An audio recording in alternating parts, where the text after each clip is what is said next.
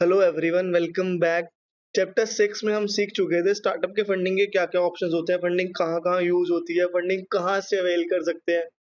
इसके बाद है चैप्टर 7। चैप्टर 7 में सीखेंगे legal consideration of a startup. अब स्टार्टअप को नीड है एक सीए की, जो कि उसको एडवाइस करे कि कौन-सी वो एंटिटी बनाए, क्या सोल प्रोप्राइटरशिप में कंटिन्यू करे, पार्टनरशिप में या प्राइवेट लिमिटेड कंपनी बनाए। कौन-कौन से उसको रजिस्ट्रेशंस लेने पड़ेंगे, कौन-कौन सी गवर्नमेंट की रिक्वायरमेंट्स होंगी, तो वो सब की चीज़ें सीखेंगे इस चैप्टर में, legal consideration of a startup. Let's begin. First concept है स्टार्टअप शुरू करने के लिए कौन सी एंटिटी बनाएं, सोल प्रोप्राइटरशिप बनाएं, पार्टनरशिप बनाएं या फिर प्राइवेट लिमिटेड बनाएं। हर एंटिटी के अपने एडवांटेजेस एंड डिसएडवांटेजेस हैं। स्टार्ट करते हैं सबसे पहले सोल प्रोप्राइटरशिप। सोल प्रोप्राइटरशिप काफी simplest form of business entity है, क्योंकि इसको एक बंदा चला रहा होता है, कोई कंप्लायंसेस बहुत कम होते हैं। Operated by single individual, minimum registration requirement है, कंप्लायंसेस फॉर्मेलिटीज भी बहुत ही कम होती है। लेकिन पर्सनल लायबिलिटी ओनर की अनलिमिटेड होती है। अगर कुछ भी होता है तो पर्सनली लायबल होता है सोल प्रोप्राइटर उस केस में। नेक्स्ट है पार्टनरशिप। पार्टनरशिप हम दो तरीके की होती है, एक होती है जनरल पार्टनरशिप और एक limited liability partnership. General partnership और limited liability partnership. General partnership govern होती है इंडियन पार्टनरशिप एक्ट 1932 से। एलएलपी गवर्न होती है एलएलपी एक्ट 2008 से। एलएलपी और पार्टनरशिप में फर्क होता है, एलएलपी में लिमिटेड लायबिलिटी होती है। LLP offer limited liability protection to partners. इसके बाद है private limited company. Private limited company एक सेपरेट लीगल एंटिटी होती है, जिसमें ओनर अलग होता है और कंपनी अलग होती है, और लायबिलिटी भी लिमिटेड होती है, जितना पैसा इन्वेस्ट किया है उतने तक। ये भी सेपरेट लीगल एंटिटी है विद लिमिटेड लायबिलिटी। इसमें मिनिमम 2 डायरेक्टर्स होते हैं और 2 शेयर होल्डर्स होना जरूरी होता है, और मैक्सिमम 200 शेयर होल्डर्स हो सकते हैं। अगर इससे ज्यादा होता है तो पब्लिक एंटिटी बनती है। Private limited company companies act से रेगुलेटेड होती है। जनरली यही स्टार्टअप के लिए यूजफुल होती है प्राइवेट लिमिटेड कंपनी, क्योंकि जितने भी बेनिफिट्स देखोगे प्राइवेट लिमिटेड कंपनी को ही मिलते हैं। और अगर सोल प्रोप्राइटर या पार्टनरशिप फर्म बनाते हैं, तो कल को जब फंडिंग लेने जाएंगे तो इन्वेस्टर्स को इक्विटी चाहिए होती है। इक्विटी तो सिर्फ कंपनी की होती है, तो प्राइवेट लिमिटेड कंपनी बेस्ट होती है। तो इसीलिए most common and preferred choice है स्टार्टअप के लिए प्राइवेट लिमिटेड कंपनी। नेक्स्ट है one person company. One person company एक फॉर्मलाइज्ड फॉर्म है सोल प्रोप्राइटरशिप्स का, जो कि एमसीए पे रजिस्टर्ड होती है। ठीक है, और इसमें लायबिलिटी कम होती है, लिमिटेड लायबिलिटी होती है। तो ये बेनिफिट है apart from sole proprietorship. Sole proprietor की लायबिलिटी अनलिमिटेड होती है, वन पर्सन कंपनी की लिमिटेड होती है, लेकिन उसमें भी एक ही बंदा होता है। नेक्स्ट है public limited company. Public limited company होती है जिनका बिजनेस लार्जर है, suitable for larger business planning. ये रेज करते हैं capital through public by sale of shares on stock exchange. Next है एलएलपी, जिनकी लायबिलिटी लिमिटेड होती है और direct involvement in operation while limiting personal liability. ये वहाँ सुटेबल होती है पार्टनर्स के लिए जहाँ लायबिलिटी लिमिटेड चाहिए। इसके बाद है एमएसएमई। एमएसएमई तो सोल प्रोप्राइटर भी हो सकते हैं, पार्टनरशिप फर्म भी हो सकती है। एमएसएमई में क्लासिफिकेशन होती है investment in plant and machinery या टर्नओवर के बेसिस पे। MSME are defined on the basis investment in plant and machinery और turnover. They can be registered under various legal structure, जो कि ऊपर डिस्कस करें। तो 7 तरीके की एंटिटीज हैं। इसमें भी डिटेल डिफरेंसेस पढ़ेंगे, किसमें क्या-क्या डिफरेंसेस हैं। ठीक है, तो हर एक किसी के अपने एडवांटेज एंड डिसएडवांटेजेस हैं। ऐसे यूएस की देखते हैं अब। यूनाइटेड स्टेट में कौन-कौन सी एंटिटीज होती हैं। सबसे पहला सी कॉर्पोरेशन। सी कॉर्पोरेशन जैसे इंडिया में कंपनीज होती हैं, ओनर अलग और कंपनी अलग, तो सेपरेट लीगल एंटिटी होगी। इसके अलावा शेयर होल्डर्स बहुत होते हैं कंपनी में। ठीक है, और इसमें प्रॉब्लम ये होती है कि डबल टैक्सेशन होता है, जैसे इंडिया में कंपनीज में है। डबल टैक्सेशन कैसे? अगर कंपनी प्रॉफिट बांटती है, तो प्रॉफिट बांटेगी कंपनी सैलरी के फॉर्म में, तो सैलरी टैक्सेबल हो जाएगी शेयर होल्डर के हाथ में। दूसरा, कंपनी डिविडेंड देती है, तो भी टैक्सेबल है शेयर होल्डर के हाथ में। और अगर कंपनी को कॉर्पोरेट टैक्स भी देना पड़ रहा है, तो डबल टैक्सेशन हुआ। पहले तो कंपनी ने कॉर्पोरेट टैक्स दिया, उसके बाद जब डिविडेंड गया शेयर होल्डर को, उस पे भी टैक्स लगेगा अदर सोर्स में। ठीक है, तो डबल टैक्सेशन होता है। ऐसे ही यूएस में ये भी इंडिपेंडेंट लीगल एंटिटीज है, मतलब सेपरेट लीगल एंटिटीज है, जिनकी लिमिटेड लायबिलिटी होती है। ये अट्रैक्ट करते हैं investment through sale of stock. Share sale करते हैं, अपने बदले में पैसा मिलता है, but subject to double taxation है, both on corporate profits and dividends. Next है S corporation. S corporation similar है सी कॉर्पोरेशन से, लेकिन एक फर्क है, यहाँ डबल टैक्सेशन नहीं होता, क्योंकि कॉर्पोरेट टैक्स नहीं लगता, सीधा टैक्स लगता है शेयर होल्डर के हाथ में by the way of dividend. They are similar to C corporation but have special tax status. ये क्या? पास कॉर्पोरेट इनकम लॉसेस और deduction in credit through their share holders. ठीक है, शेयर होल्डर्स के पास आ जाते हैं सारे डिडक्शंस, सारी इनकम कॉर्पोरेट टैक्स नहीं लगता, तो डबल टैक्सेशन नहीं लगता। इनकी लाइक इसमें ओनर अनलिमिटेड हो सकते हैं, दोनों में फ़र्क 2 है, एक तो इसमें डबल टैक्सेशन होता है, एक तो डबल टैक्स लगेगा एंड ओनर्स ओनर अनलिमिटेड होते हैं इसमें। इसमें डबल टैक्स नहीं होता और ओनर लिमिटेड होते हैं। तो यहाँ पे लिमिटेशन है ओनरशिप के लिए, लेकिन बेनिफिट है टैक्स के लिए। और यहाँ पे देखा जाए तो ओनरशिप के लिए बेनिफिट है, लेकिन नुकसान है टैक्सेशन पर्पज से। लास्ट है benefit corporation, B corporation. B corporation वो होती हैं जो कि प्रॉफिट भी कमाना चाहती हैं, साथ में सोशल ऑब्जेक्टिव भी होता है इनका। They are for profit companies as well as making positive impact on society, environment and stake holders. इनको अपने स्टेक होल्डर्स के अकॉर्डिंग डिसीजन लेना होता है, not just share holder. Share holder का ऑब्जेक्टिव होता है प्रॉफिट कमाना, लेकिन स्टेक होल्डर सोसाइटी भी होती है, तो उनको सोसाइटी भी देखनी है प्लस प्रॉफिट भी देखना है, तो दोनों काम होते हैं। तो ये हमने पढ़ ली टाइप ऑफ एंटिटीज, ये थी इंडियन टाइप ऑफ एंटिटीज जो कि 7 थी। इसके बाद 3 एंटिटीज जो यूएस की थी। अब हम कौन सी एंटिटीज सिलेक्ट करें अपने स्टार्टअप के लिए? तो एंटिटीज कौन कौन सी है? सोल प्रोप्राइटर सिलेक्ट करें, पार्टनरशिप फर्म देखें, एलएलपी या फिर कंपनी। मेजर चाहिए, ठीक है। कंपनी के 2 टाइप्स होते हैं which includes both private and public. अगर कंपनी बड़ी हो जाएगी तो पब्लिक बन जाएगी, अदरवाइज प्राइवेट रहेगी। सबसे पहले फॉर्मेलिटीज वाइज देखें, सबसे ज्यादा पेपर वर्क लगता है कंपनीज में और एलएलपी में, रिक्वायर मोर पेपर वर्क, क्योंकि एलएलपी में भी काफी डॉक्यूमेंट्स जाते हैं, कंपनी में भी एमओए एओए। पार्टनरशिप फर्म में भी पार्टनरशिप डीड तो बनानी ही पड़ती है, लेकिन सोल प्रोप्राइटर ऐसी ओपन हो जाती है, कोई ज्यादा पेपर वर्क नहीं चाहिए होता। तो अगर पेपर वर्क वाइज देखें तो सोल प्रोप्राइटर बेस्ट। नेक्स्ट आता है लायबिलिटीज। अब लायबिलिटी वाइज देखें कि पर्सनल लायबिलिटी कहाँ होती है। पार्टनरशिप में भी पर्सनल लायबिलिटी होती है और सोल प्रोप्राइटरशिप में भी। पार्टनर भी पर्सनली लायबल होता है, सोल प्रोप्राइटर भी। लेकिन एलएलपी और कंपनी में जितना पैसा लगाया गया है उसके लिए लायबल होता है, पर्सनल एसेट्स के लिए लायबल नहीं होते। तो लायबिलिटी वाइज देखें तो एलएलपी बेनिफिशियल है और कंपनी बेनिफिशियल है।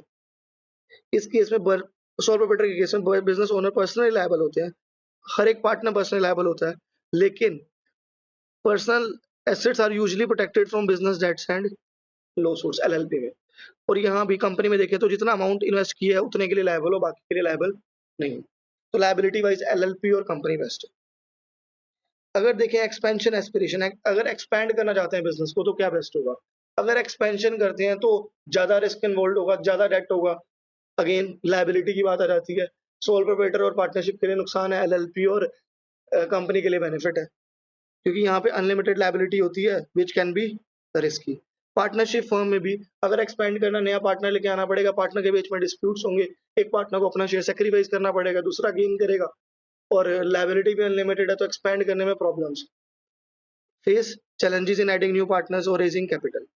ये बेस्ट सूटेड है एक्सपेंशन के लिए, क्योंकि यहाँ पे लायबिलिटी लिमिटेड होती है और प्रोटेक्टेड होती है। Advantage of issuing additional class of shares. Company क्या करेगी? कंपनी ने एक्सपेंड करा, नए शेयर इशू कर दो, जो कि फॉर्मलाइज तरीके से होते हैं।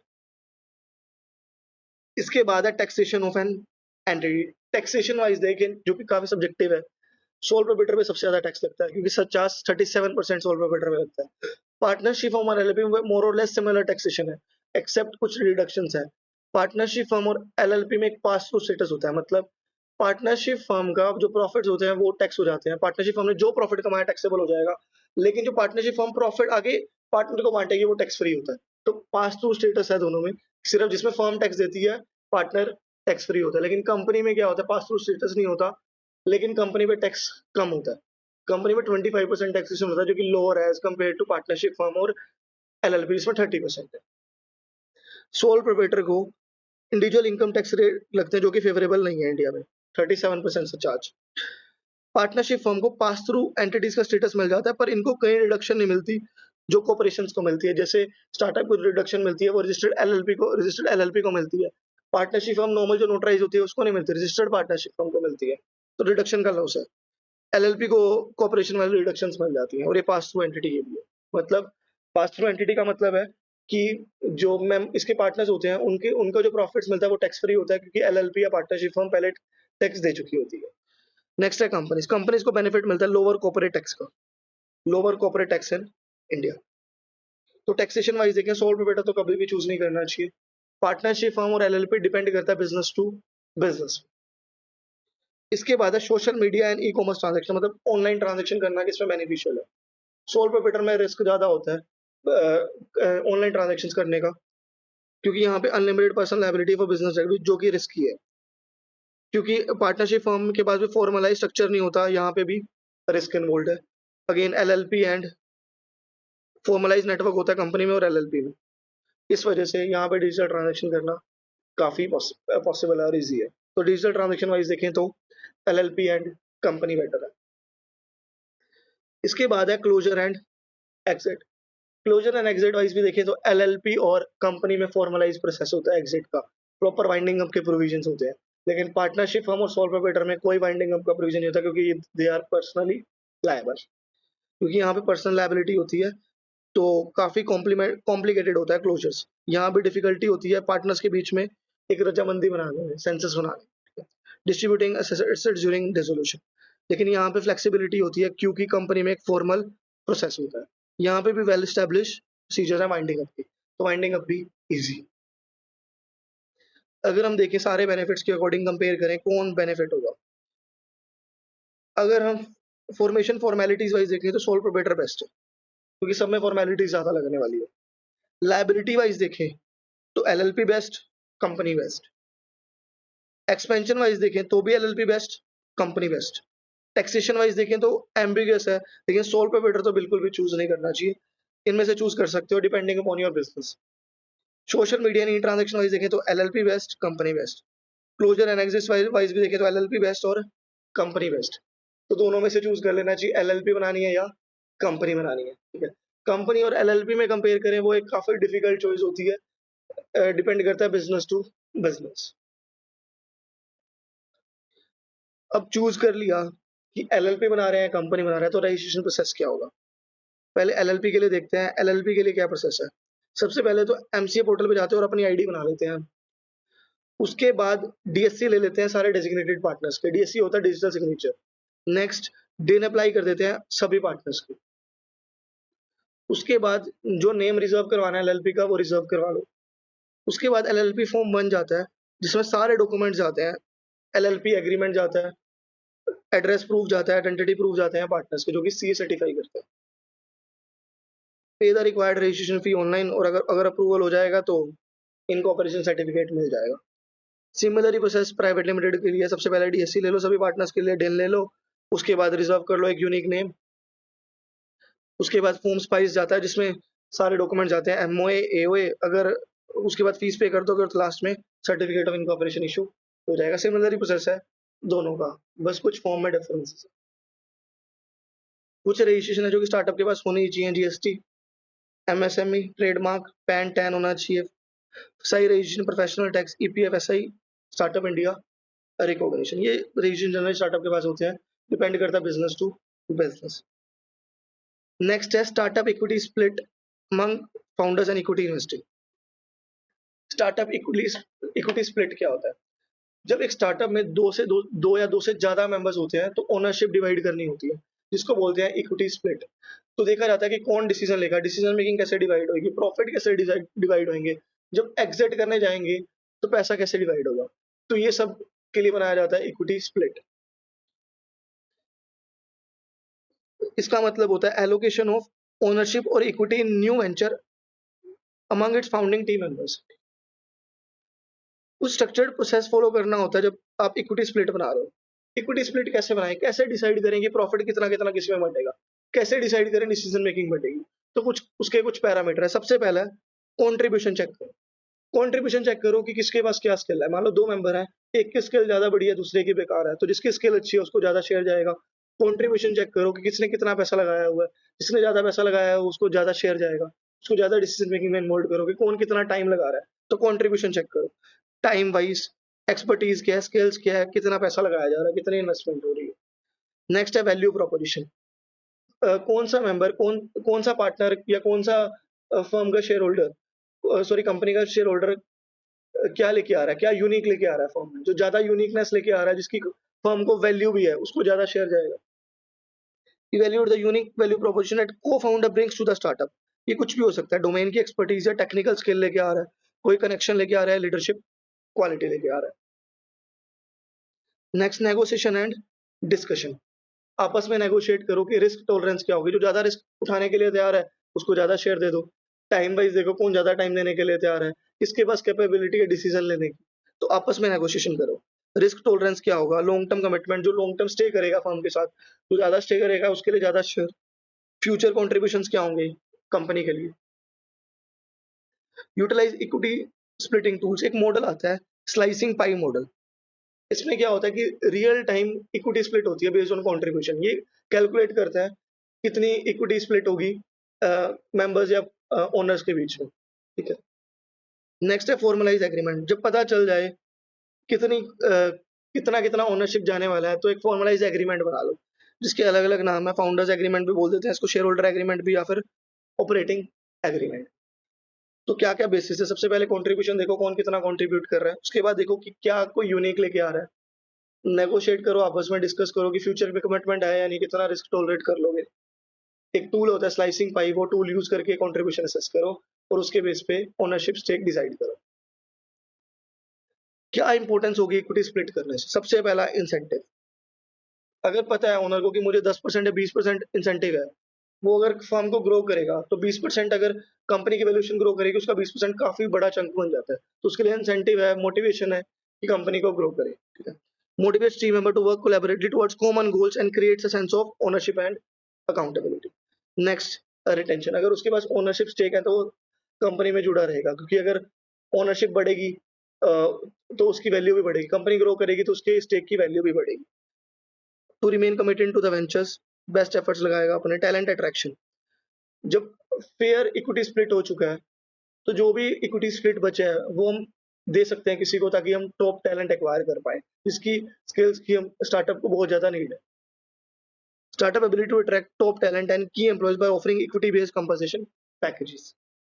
Investor confidence. जब इक्विटी स्प्लिट फेयर होगी, अब 3 मेंबर हैं, तीनों में अपने कैपेबिलिटीज के अकॉर्डिंग इक्विटी स्प्लिट करी हुई है, जो कि इन्वेस्टर भी कन्विंस्ड होगा कि हाँ ये फर्म में डिस्प्यूट्स होने के चांसेस कम है, तो और मेरी इन्वेस्टमेंट भी सिक्योर है, तो इन्वेस्टर का कॉन्फिडेंस भी ज्यादा होता है। इक्विटी स्प्लिट करते टाइम क्या क्या चीजों का ध्यान देना है। सबसे पहले तो देखना होगा फ्यूचर डाइल्यूशन। पहले ही डिसाइड करके रखो कि कितना शेयर डाइल्यूट करने वाले हो। शेयर डाइल्यूशन कब होता है, जब हम एक लेवल से ज्यादा नंबर ऑफ शेयर्स इशू कर देते हैं, ठीक है। मान लो कंपनी के पास 1 लाख शेयर है, जिसमें ओनर्स के पास 10,000 शेयर्स है, तो उनका शेयर हुआ 10%। अगर कंपनी 2 लाख शेयर्स कर देती है तो उनका शेयर रह गया 5%, तो डाइल्यूट हो गया। इसको बोलते हैं शेयर डाइल्यूशन या फिर इक्विटी डाइल्यूशन, ठीक है। तो इससे बचने के लिए क्या किया जाए, तो पहले ही डिसाइड कर लो हम कितना शेयर डिल्यूट करने वाले हैं, ताकि इन्वेस्टर जो फाउंडिंग मेंबर्स हैं, इन्वेस्टर हैं, उनको प्रॉब्लम्स ना। एंटिसिपेट कर लो फ्यूचर डिल्यूशन कैसे होने वाला है। फंड रेजिंग राउंड्स, अगर फर्दर शेयर इशू करने वाले हो या एम्प्लॉयज को शेयर्स देने वाले हो, इंसेंटिव देने वाले हो। Wasting schedule. Wasting schedule already decide कर लो कि कितने टाइम में आपके शेयर वेस्ट होने वाले हैं। फॉर एग्जांपल, एक फाउंडिंग मेंबर है, उसको 10% शेयर मिलना है 4 साल में, तो हर साल कितना शेयर मिलेगा, 2.5%, 2.5%, 2.5%। अगर लेट्स से वो थर्ड ईयर में छोड़ के चला जाता है तो उसको शेयर कितना मिलेगा, 7.5%। तो ये होता है वेस्टिंग शेड्यूल। एक होता है क्लिफ पीरियड। क्लिफ पीरियड होता है कि जिस साल में उसको बिल्कुल भी शेयर नहीं मिलने वाले। फॉर एग्जाम्पल, हमने डिसाइड किया कि 4 साल में वेस्ट करेंगे 2.5%, ठीक है। तो फर्स्ट ईयर में लेकिन अगर वो छोड़ के चले जाता है तो उसको 2.5% नहीं मिलेगा, तो वो होता है क्लिफ पीरियड। अगर मेंबर फर्स्ट ईयर में छोड़ देता है तो लॉजिकली उसका 2.5% स्टेक मिलना चाहिए, पर वो अगर वो क्लिफ पीरियड वाला ईयर है तो उसको 2.5% नहीं मिलेगा। सेकंड ईयर में उसको 5% मिल जाएगा अगर वो छोड़ गया। तो दिस मीन्स वेस्टिंग शेड्यूल और क्लिफ पीरियड पहले ही डिसाइड कर लो to ensure co founder earn equity over time and remain committed to the startup. इसके बाद है एग्जिट सिनेरियो। पहले डिसाइड कर लो कि एग्जिट कैसे करने वाले हो, क्या आईपीओ का स्कोप है या फिर कोई एक्वायर कर लेगा तो एग्जिट कैसे रहेगा, किसको फाउंडिंग मेंबर को कैसे प्रायोरिटी मिलेगी या इक्वली डिवाइड होगा। एग्जिट सिनेरियो जैसे acquisition, IPO, buyout and how the equity split will impact in each scenario. Legal and tax implications. Legal and tax implication एक सीए हायर कर लो स्टार्टिंग में, ये डिसाइड करने के लिए कि बाद में जाके जब एग्जिट होगा तो टैक्स इंप्लीकेशन क्या रहेंगे, कैपिटल गेन कैसे आएगा, कि सैलरी से सैलरी विड्रॉ करोगे, कैसे विड्रॉ करोगे, टैक्स इंप्लीकेशन ऑलरेडी एक सीए हायर करके डिस्कस कर लो। Seek legal and tax advice to understand the implication of the equity split on personal taxation, capital gain, and compliance with regulatory requirement. तो ये था equity split. Next है equity wasting. जब किसी founder को या फिर एम्प्लॉय को इक्विटी दी जाती है तो पूरी 100% नहीं दी जाती है एकदम, वो ग्रेजुअली दी जाती है एक फिक्स टाइम पर। फॉर एग्जाम्पल, एक स्टार्टअप फाउंडर है, ठीक है, उसको इक्विटी कमिट करी फर्म ने कि हम आपको 10% इक्विटी देंगे 4 इयर्स में, तो 2.5% हर ईयर में इक्विटी मिलेगी। तो 2.5% मिलेगी फर्स्ट ईयर में, 2.5% मिलेगी सेकंड में, थर्ड में और फोर्थ में। फॉर एग्जांपल अगर फाउंडिंग मेंबर्स थर्ड ईयर में छोड़ के चला जाता है तो उसको इक्विटी मिलेगी 7.5%। ये बाकी की इक्विटी उसको नहीं मिलेगी। तो इससे होगा क्या, कंपनी के लिए रिस्क कम हो जाएगा। अगर स्टार्टिंग में इक्विटी दे देंगे तो कल को फाउंडिंग मेंबर छोड़ के जा सकता है, तो वो लॉन्ग टर्म कमिटेड रहेगा फर्म के साथ। अगर उसका स्टेक होगा फर्म में जो कि ग्रेजुअली मिलेगा, तो एक शेयर्ड विजन बन जाएगा, कॉमन गोल बन जाएगा, तो वो टीम वर्क प्रमोट करेगा और टीम की तरह काम करेगा। इसके अलावा लेट्स से अगर वो छोड़ के चला जाता है थर्ड ईयर में, तो कंपनी के पास 2.5% इक्विटी फिर भी बच जाएगी, जो कि अनवेस्टेड इक्विटी है। कंपनी किसी और को देके टैलेंट अट्रैक्ट कर सकती है, तो बेनिफिट है कंपनी के लिए इक्विटी वेस्टिंग। तो इक्विटी वेस्टिंग क्या होता है? In this system individual receive ownership in form of equity, but they don't get all right away. Immediately नहीं मिल जाती पूरी की पूरी 10%। Ownership will be granted gradually over pre determined period, जो कि डिसाइड कर लिया जाता है, 1 साल है, 2 साल है, 3 साल है, जिसको हम बोलते हैं vesting period. However, if someone leaves the company before their shares fully vested, they may forfeited some or all of the ownership। अगर पहले ही छोड़ के चले जाओगे तो जो अनवेस्टेड इक्विटी है वो फॉरफिट हो जाएगी। क्या क्या फायदे हैं इसके? सबसे पहले mitigate the risk associated with early ventures. छोड़ के नहीं जा सकता फाउंडिंग मेंबर आपको इजीली, या फिर एम्प्लॉय।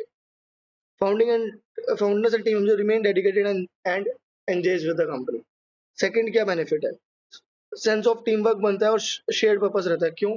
क्योंकि जब आपका भी स्टेक हो ना ओनरशिप में, तो कलेक्टिव एफर्ट होता है कंपनी का कॉमन गोल्स अचीव करने के लिए। Lastly, smooth transition in event of personal changes. कैसे? अगर कोई को फाउंडर या फिर key employee decides to leave the company, अगर वो छोड़ के जाता है कंपनी को, तो होगा क्या कि ओनरशिप स्ट्रक्चर डिस्टर्ब नहीं होगा। जितनी उसकी वेस्टेड थी वो लेके चला जाएगा, बाकी अनवेस्टेड नहीं लेके जाएगा। अनवेस्टेड में be reallocated to remaining team members और return to the company equity pool for future use. वो यूज हो जाएगी, किसी और को अट्रैक्ट करने के लिए कंपनी के पास चली जाएगी। तो बेनिफिट। तो ये था इक्विटी इन्वेस्टेड। नेक्स्ट है इसॉप प्लानिंग। इसॉप होता है एम्प्लॉय स्टॉक ऑप्शन प्लान, जिसमें कंपनी एम्प्लॉइज को एक राइट देती है कंपनी के शेयर बाय करने का, जो कि मार्केट प्राइस से काफी कम होता है। तो एम्प्लॉय ये जनरली बाय करते हैं ताकि उनको फ्यूचर में प्रॉफिट हो। एक्साइज प्राइस कम होता है, मार्केट वैल्यू कम ज्यादा होती है, तो एम्प्लॉय कम प्राइस पे खरीदता है और हायर प्राइस पे सेल करता है, तो प्रॉफिट कमा पाता है। क्या इसॉप भी इमीडिएट मिल जाते हैं? नहीं, इसॉप में भी लिमिट होती है 3 इयर्स 4 इयर्स, तो इसका भी वेस्टिंग शेड्यूल होता है जैसे इक्विटी वेस्टिंग होता है। तो ESOP are the employee benefit plan that grants employee right. उसके पास राइट होता है कि उसको परचेज करना करे, अदरवाइज मत करे, पर एक राइट मिल जाता है, वो परचेज कर सकता है लो प्राइस पे और सेल कर सकता है हाई प्राइस पे। Right to purchase the share at predetermined price, जो कि जनरली लोअर होता है मार्केट प्राइस से। तो इसोप के 3 बेनिफिट्स होते हैं, attraction, retention and motivation. Employ attract होता है इसोप से कि इस कंपनी में इसोप मिलते हैं तो इसमें जाते हैं। उसके बाद वो उसके साथ काम करेगा क्योंकि इसोप आज तो मिलने नहीं है, 3 साल बाद मिलने हैं। और एक मोटिवेशन है 3 साल बाद इसोप लेने। क्या कंसिडर करना चाहिए कंपनी को जब इसोप इंप्लीमेंट कर रहे हैं? सबसे पहले legal and regulatory compliance.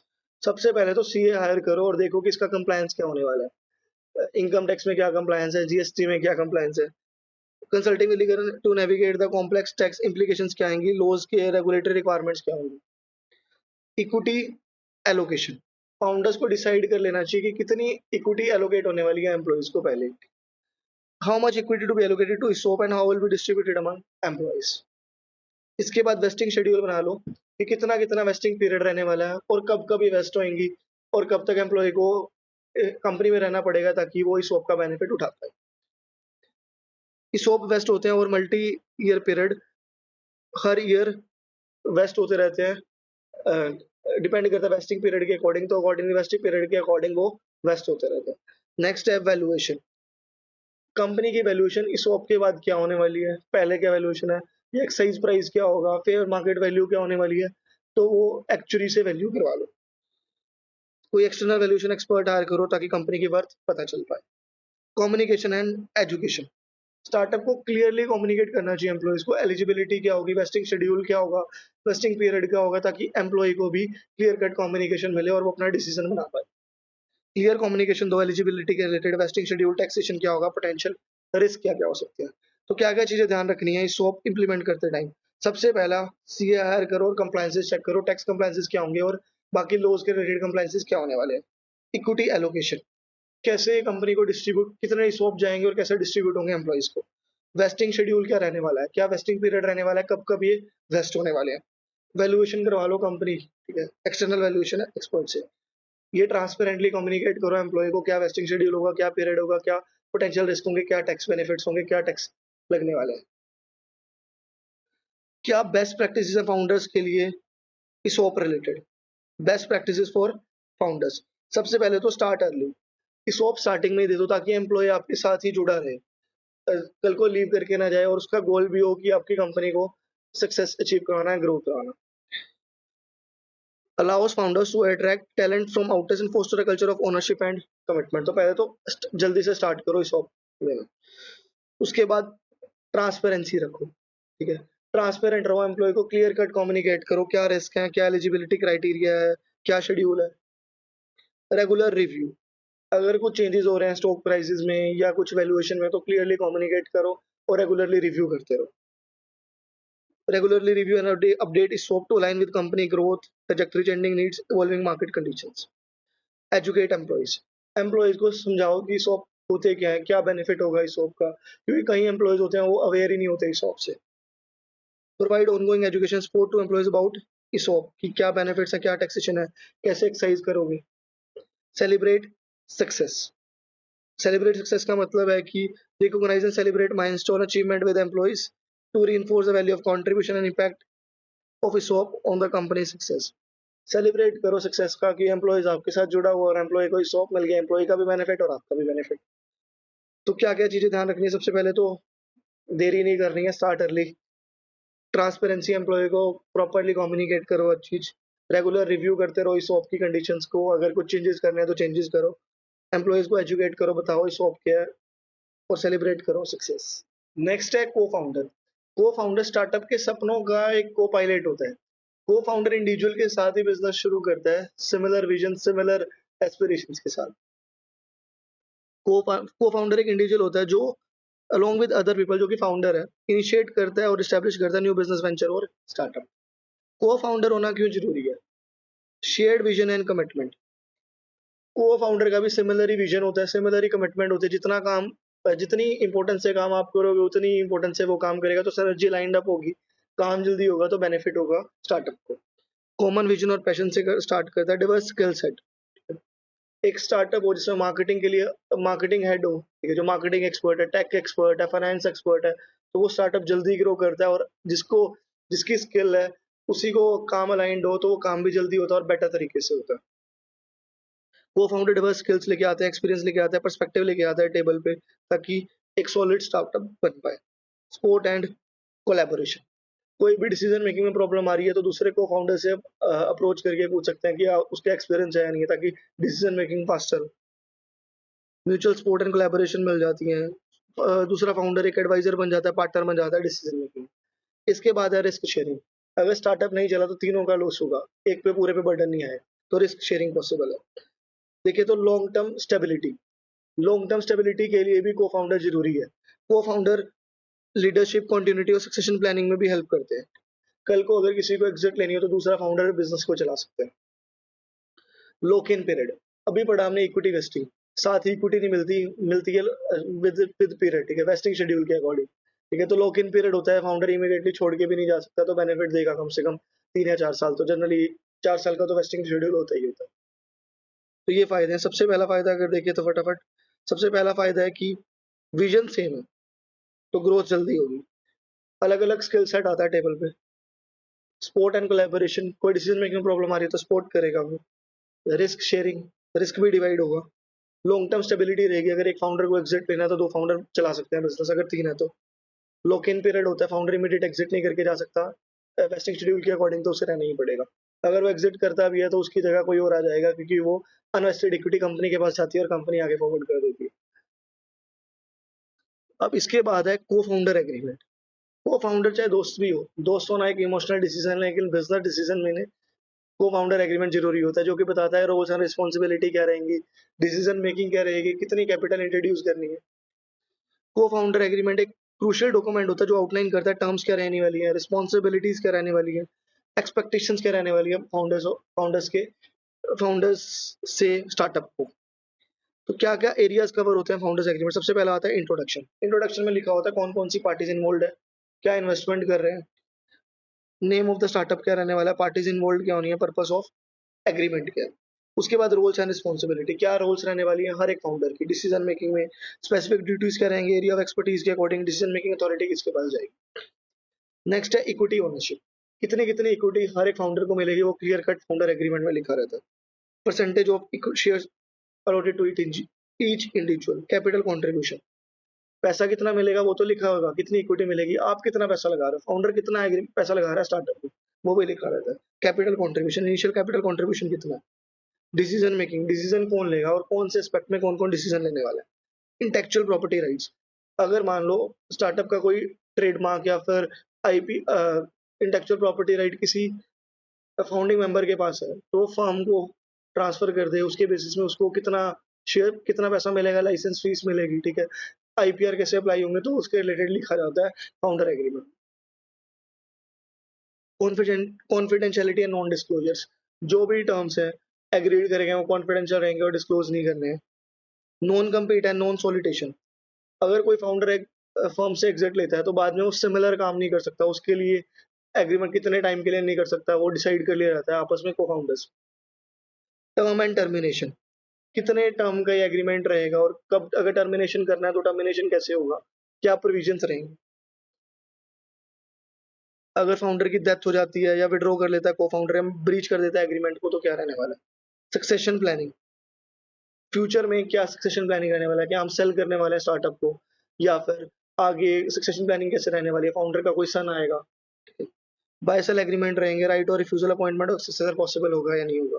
Governing law and jurisdiction, अगर कोई एग्रीमेंट टर्मिनेट करना है या कोई डिस्प्यूट्स हो जाते हैं तो वो आर्बिट्रेशन से सॉल्व होंगे या कोर्ट में सॉल्व होंगे, कौन से कहाँ पे सॉल्व होंगे, जुरिसडिक्शन क्या रहेगी उसकी।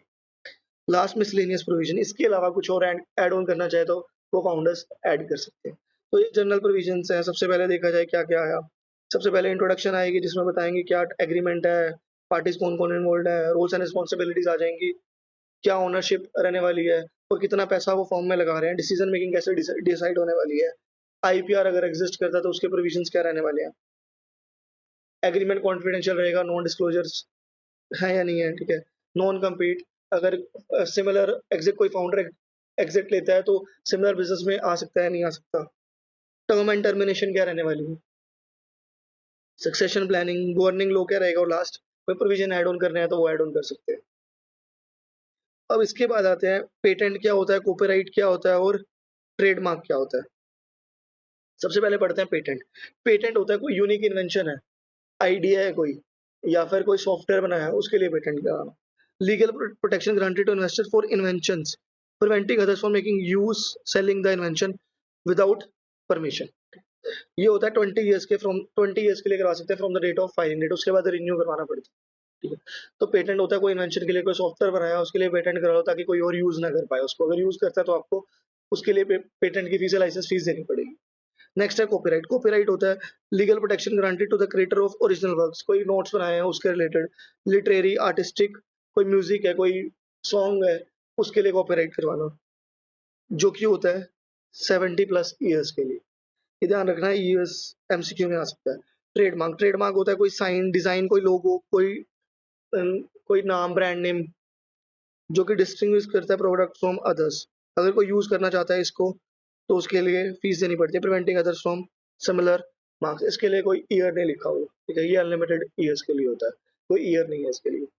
तो पेटेंट होगा, इसमें एमसीक्यू में आ सकता है, पेटेंट होता है सॉफ्टवेयर के लिए या कोई इन्वेंशन के लिए, तो ये 20 ईयर्स के लिए होता है। कॉपीराइट होता है 70+ ईयर्स के लिए, जिसमें ओरिजिनल वर्क्स आते हैं, लिटरेरी वर्क्स आते हैं, म्यूजिकल क्रिएशंस आती है। नेक्स्ट है पेटेंट को कैसे रजिस्टर करवाएं।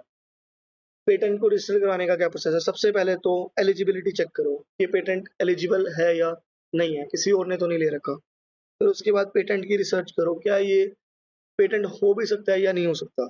Verify whether your invention is unique and not already patented by someone else.